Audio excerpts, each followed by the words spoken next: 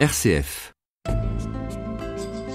Le MAG de l'environnement, c'est le magazine de la protection de l'environnement et du développement durable. Une coproduction des radios locales de l'Aude. Contact FM, Radio Balade, Radio Languedoc-Narbonneau, Radio Marseillette, RCF Pays d'Aude.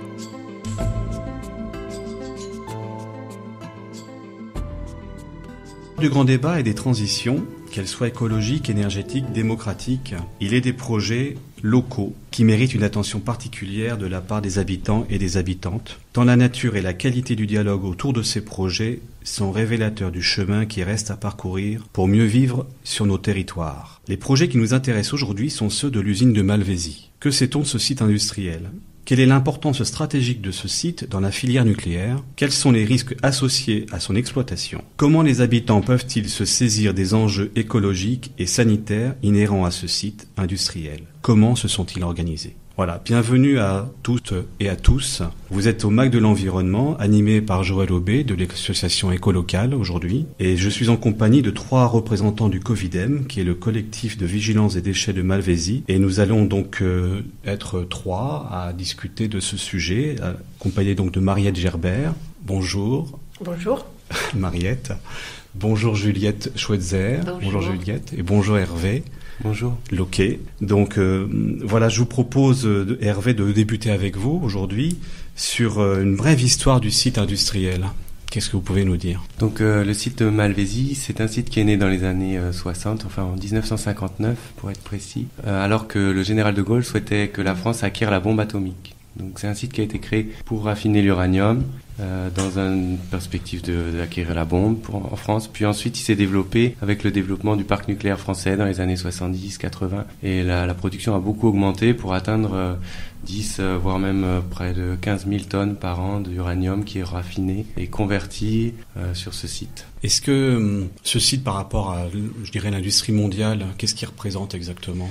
Alors ça représente en gros un quart de l'uranium qui est raffiné dans le monde et il faut savoir que c'est uniquement des très gros sites comme Malvézy qui sont responsables de raffiner l'uranium et il y en a 4 ou 5 dans le monde dont Malvézy. Est-ce qu'on peut le classer parmi un site purement chimique ou purement nucléaire ou les deux ? Comment pourrait-on le caractériser ? Les deux, puisque c'est un site qui traite des grosses quantités de matières chimiques et radioactives. C'est un site qui a été classé Seveso, seuil haut, parce qu'il y a des milliers de tonnes d'acide fluorhydrique, d'acide nitrique, d'ammoniac et de tout un tas de produits chimiques dangereux qui sont traités par ce site. Mais il y a aussi l'uranium naturel qui est un produit radioactif qui est traité sur ce site. Et en plus de ces matières, il y a eu des matières radioactives artificielles qui ont été introduites sur le site dans les années 70 et 80 pour retraiter en fait des matières qui provenaient de Marcoule, une autre usine nucléaire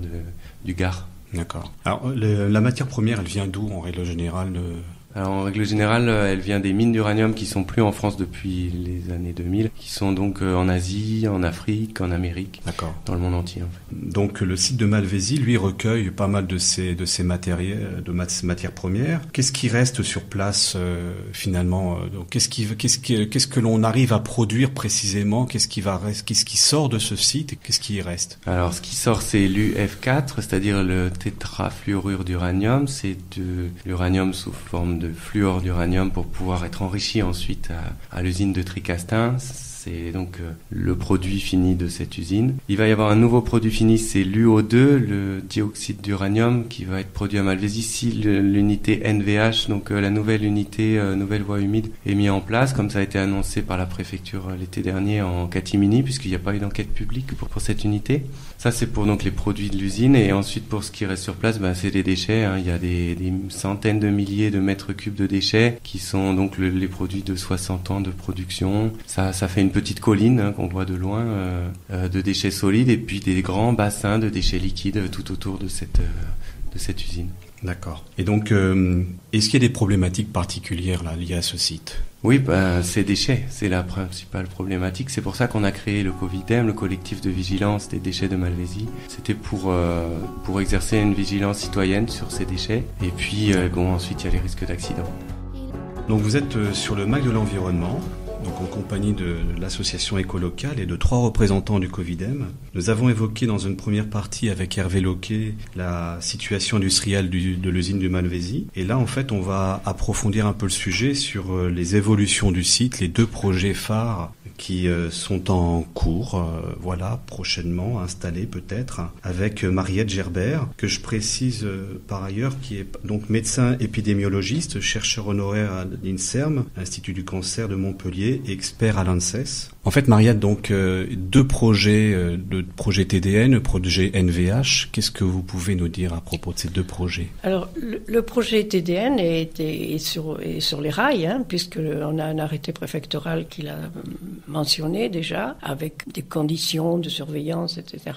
Par contre, pour le projet NVH, qui est à dire nouvelle voie humide pour la production de dioxyde d'uranium, on a beaucoup moins d'informations. Je vais donc commencer par vous parler du projet TDN, c'est-à-dire traitement des nitrates. En effet, la préparation du tétrafluorure d'uranium, dont a parlé Hervé tout à l'heure, utilise une grande quantité d'acide nitrique et on a des bassins qui contiennent d'une part tous ces déchets du traitement nitraté et au fond des boues radioactives qui sont ceux qui restent du minerai après qu'on en ait extrait ce qui est nécessaire pour faire l'UF4. Donc, il fallait maintenant, ces bassins arrivent à saturation, il faut vider ces bassins. Donc, on va prendre cette partie liquide et, on prend le bassin et ce qui est dans le bassin et on le met dans un four à combustion. Et dans ce four à combustion, il va y avoir, bien sûr, des effluents. Et il y a d'une part les effluents qui partent dans l'air, des effluents liquides, et puis il va rester les boues radioactives.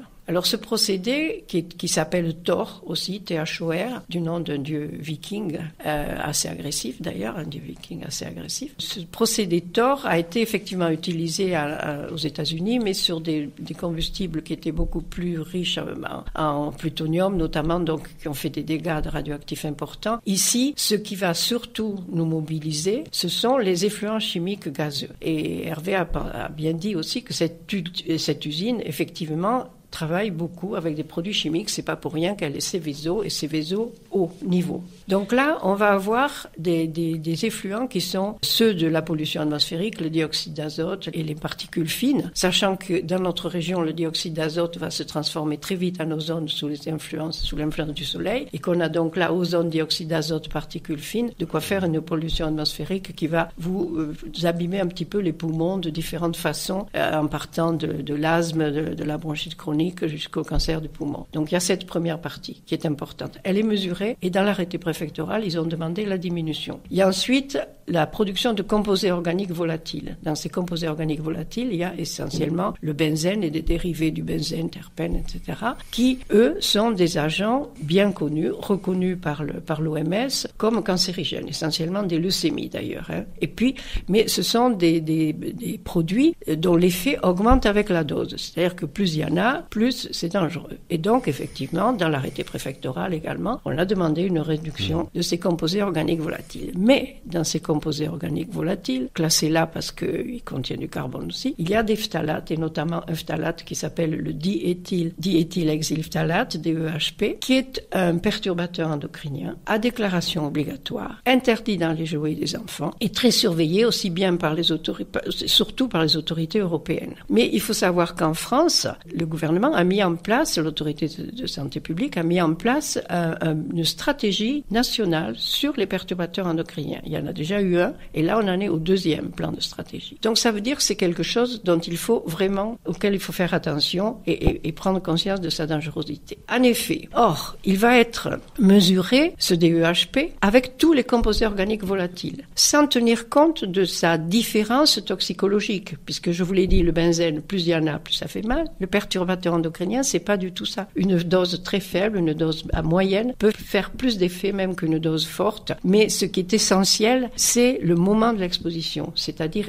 la vulnérabilité de certaines personnes à ces produits, que sont les femmes enceintes à cause de l'effet sur le fœtus et les enfants en bas âge. Donc, et ce DEHP, il ne va pas être mesuré isolément. Donc, on va pas savoir, donc on va pas pouvoir prévenir les populations. Quand va-t-il être éliminé? À quelle dose? Combien? On le le sait pas. Et on ne le sait pas parce que il va être mesuré en même temps. Ce qui fait que même l'observatoire, avec la meilleure volonté du monde, ne va pas pouvoir apprécier vraiment ce risque-là. Et c'est le DEHP, là, c'est juste pour en comprendre un petit peu plus. Comment se trouve-t-il là, en fait? C'est le processus, c'est la transformation les procédés thermique. d'incinération donnent effectivement ce type de perturbateur endocrinien. Vous avez la dioxine dans les incinérateurs classiques, et dans ce type d'incinérateur et de ce qu'on brûle là, il se trouve que c'est plutôt ce phtalate, le DEHP. Oui, donc effectivement, c'est quand même un enjeu assez considérable. Oui, et pour lequel on peut mal se défendre parce qu'il va pas être bien identifié, bien mesuré. Il n'y a pas une couleur particulière qui permette de le savoir. Pas que je sache. Non plus. Et donc en fait, donc là on a parlé du projet TDN, il y a le projet NVH, semble-t-il plus aussi bien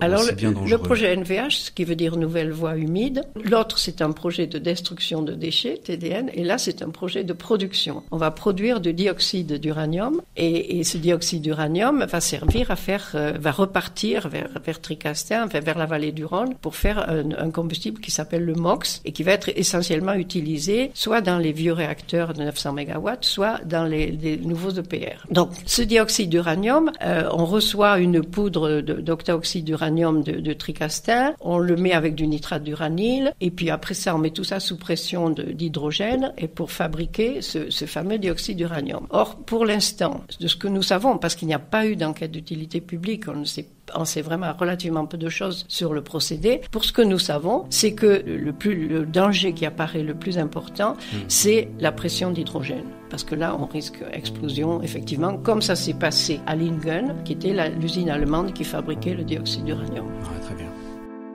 Donc vous êtes sur le MAC de l'environnement, en compagnie donc de l'association écolocale. Nous traitons du sujet de l'usine de Malvézy, en compagnie de 3 représentants du Covidem, donc Hervé Loquet, qui s'est exprimé sur la situation industrielle de l'usine, avec Mariette Gerbert, on a traité un petit peu des questions relatives à, je dirais, au traitement des déchets et à la production de nouveaux combustibles avec un procédé NVH, donc et notamment pour évoquer les questions sanitaires liées à ces 2 projets. Maintenant, on va un petit peu aborder la question de la place des habitants dans ce processus, je dirais, de développement du site, avec Juliette Schweitzer. Juliette, les habitants dans tout cela, qu'est-ce qu'ils peuvent faire? Qu'est-ce qu'ils peuvent dire? Comment s'organisent-ils? Alors, les habitants ont eu connaissance du projet grâce à un lanceur d'alerte qui est André Boris de rue Brésus, et les habitants ont rapidement réagi. Cette usine, elle était là, discrète depuis fort longtemps, et le fait qu'on veuille en plus envoyer les déchets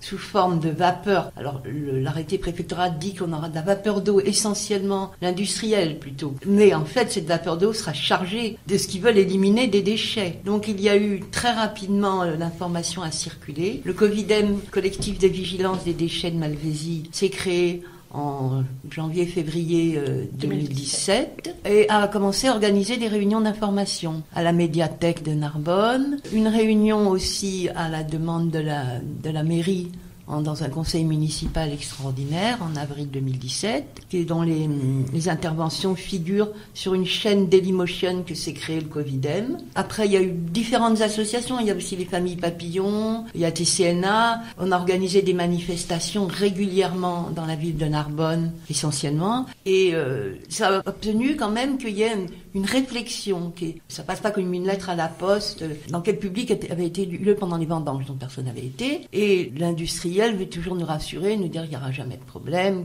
qu'il maîtrise complètement, alors que les 2 processus, autant TDN que NVH, n'ont jamais, sous cette forme-là, été expérimentés à une grandeur industrielle.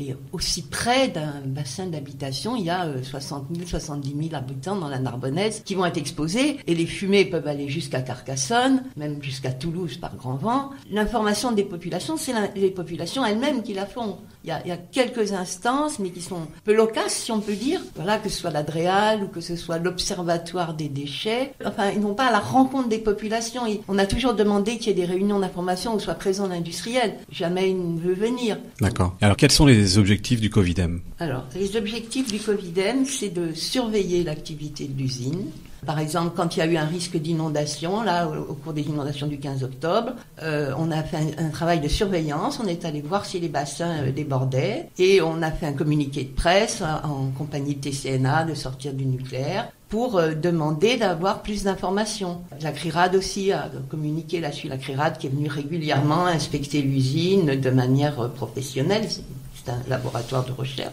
indépendant. Et on a eu un article dans Mediapart.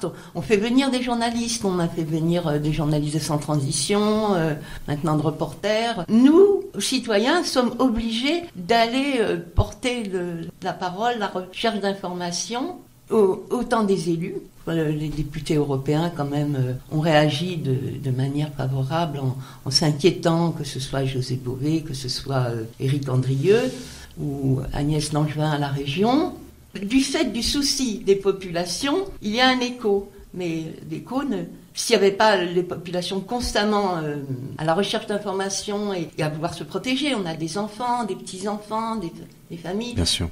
Les gens des terrains qui peuvent être contaminés, enfin il y a l'air, l'eau. Et par exemple, la CADA a été saisie par l'association TCNA pour avoir les relevés eau, air, sol qu'un industriel est censé faire, déjà pas de manière indépendante, vu que c'est lui qui relève où il veut, comme il veut, et cette info ne circule pas. Donc nous, on est là pour essayer vraiment que l'info arrive aux citoyens qui sont les premiers concernés, et les citoyennes qui seront ceux qui, s'il y a un problème, seront victimes. Il y a déjà une pollution chronique de l'eau, avec différents accidents qui ont émaillé le parcours de cette usine. On peut le voir sur le Wikipédia qui parle de l'usine.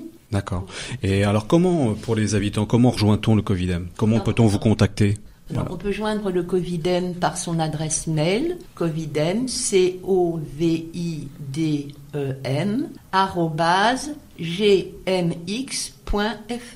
Et nous répondons à toutes les lettres. Puis, on peut surtout venir à la réunion d'information qui va avoir lieu le samedi 9 mars 2019 à Narbonne, dans la grande salle du Palais du Travail, de 16h à 20h. 4 heures d'infos sur l'usine nucléaire de Narbonne, avec des débats, des stands, à boire, à manger. Et le thème, c'est UF4, TDN, UO2, quoi de neuf à Malvézy, d'un risque à l'autre. Et on aura 4 intervenants. Bruno Charéron, directeur du laboratoire CRIRAD, Mariette Gerbert, que nous avons ici à l'émission, et Annie et Pierre Péguin, des scientifiques physico-chimistes à la retraite, qui eux vont parler en particulier du NVH, le nouveau projet de dioxyde d'uranium, et sur le parcours du cycle du combustible. Il ne faut pas oublier qu'il y a des camions, des trains qui circulent, sont chargés de matières radioactives, et les normes de protection de l'environnement ne sont pas les mêmes pour les transports. Il y a une beaucoup plus grande tolérance. Très bien. Il y aura aussi une marche funèbre de nouveau le 16 mars. Rendez-vous à 10h30 sur le parking du théâtre de Narbonne. Merci beaucoup, merci pour toutes ces précisions, tous vos exposés. Nous vous tiendrons informés pour les prochaines émissions qu'organise l'association écolocale. Mais donc d'ores et déjà, retenez bien celle qui consiste à vous renseigner davantage sur cette question du nucléaire dans le Narbonnais, à savoir venir donc à cette ces conférences le 9 mars après-midi. À très bientôt, au revoir. C'était le MAG de l'environnement, le magazine de la protection de l'environnement et du développement durable. Une coproduction des radios locales de l'Aude, Contact FM, Radio Balade, Radio Languedoc Narbunno, Radio Marseillette, RCF Pays d'Aude.